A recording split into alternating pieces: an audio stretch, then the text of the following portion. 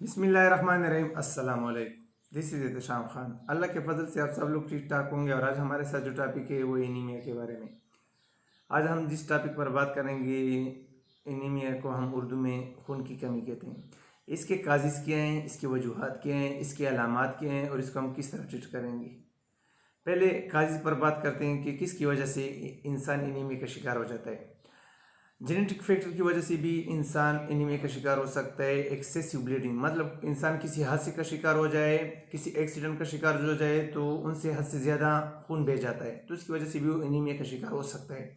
इसके बाद menstrual bleeding जिसको हम कहते हैं, जो माहवारी बीमारी जिसको हम कहते हैं, जो फीमेल को होता है, मंथली में एक दफ़ा आता है, तो इसकी वजह से भी फीमेल से बहुत ही ज़्यादा ब्लड बह जाता है, खून बह जाता है, तो उसकी वजह से भी वो फीमेल एनीमिया का शिकार हो सकती है। इसके बाद कैंसर की वजह से भी इंसान एनीमिया का शिकार हो सकता है। और इम्पेयर्ड मेटाबॉलिज्म जो है उसकी वजह से भी इंसान एनीमिया का शिकार हो सकता है।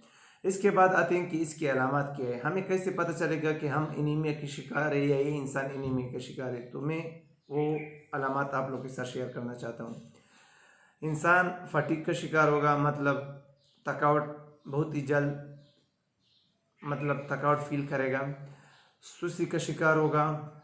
हार्ट बीट जो है, दिल की जो धड़कन है वो इरेगुलर होगा। इसके बाद जो सांस जो है वो शार्टनेस सा ब्रीथ होगा, मतलब सांस में रुकावट होगी। इसके बाद जो चेस्ट पेन होगा, हाथ जो हैं ये कोल्ड होंगे। इसके बाद जो स्किन है ये येलोइश होंगे, मतलब जर्द होगा, पीले की तरह मतलब दिखाई देगा। इसके बाद हेडेक होगा, हद से ज़्यादा सीवियर हेडेक होगा। इसके बाद आते हैं कि हम इसको किस तरह ट्रीट करेंगे, तो इसके अलामत हो गए।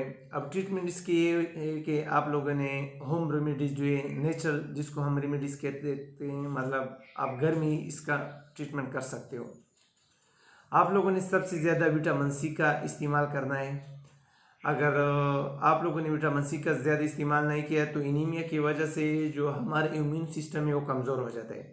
जब इम्यून सिस्टम कमज़ोर हो जाता है तो कोई भी वायरस, कोई भी और बीमारी इंसान पर आसानी से हमला कर सकते हैं।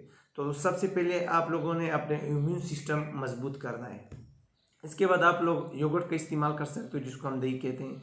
आप लोग डेट्स का इस्तेमाल कर सकते हो जिसको हम खजूर कहते हैं। आप लोग नट्स का इस्तेमाल कर सकते हो, जितनी भी ड्राई फ्रूट्स है आप उसका इस्तेमाल कर सकते हो। इसकी वजह से आप लोग की जो खून की कमी है वो पूरे हो जाएगी। इसके बाद आप मिल्क का इस्तेमाल कर सकते हो, आप अनार का इस्तेमाल कर सकते हो, आप बनाना का जूस बना सकते हो, वो भी पी सकते हो, आप एप्पल का जूस बना सकते हो, वो भी पी सकते हो। तो जितनी भी मैंने बता दी आप इस चीज़ों का इस्तेमाल कर सकते हो।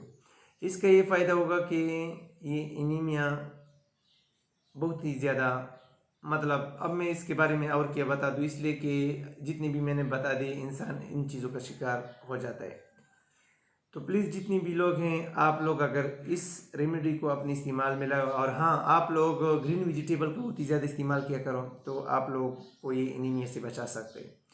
तो जितने भी लोग हैं जो मेरी वीडियो को देख रहे हैं, प्लीज़ मेरी वीडियो को आगे भी शेयर किया और मेरे चैनल को सब्सक्राइब करें। और यहाँ पे लास्ट में मैं एक एडिशन करना चाहता हूँ, जितनी भी लोग हैं जो उर्दू को नहीं समझ सकते, प्लीज़ वो मुझे पर्सनली मैसेज किया करें। मैं उनको पर्सनल में फुल डिटेल के साथ उनको समझाऊँगा, इसलिए कि ये मैं अपनी ज़िम्मेदारी समझता हूँ। और जिस इंसान को समझ नहीं आती प्लीज़ वो गलत कमेंट ना करे, वीडियो को पूरी तरह देखा करें। हाँ इंसान से गलती होती है, अगर मुझसे ऐसी कोई गलती हुई हो तो प्लीज़ मैं उन पर सॉरी कह सकता हूँ और सॉरी भी कहता हूँ। तो प्लीज़ चैनल को सब्सक्राइब करें, वीडियो को भी शेयर करें। Thank you. अल्लाह हाफिज़।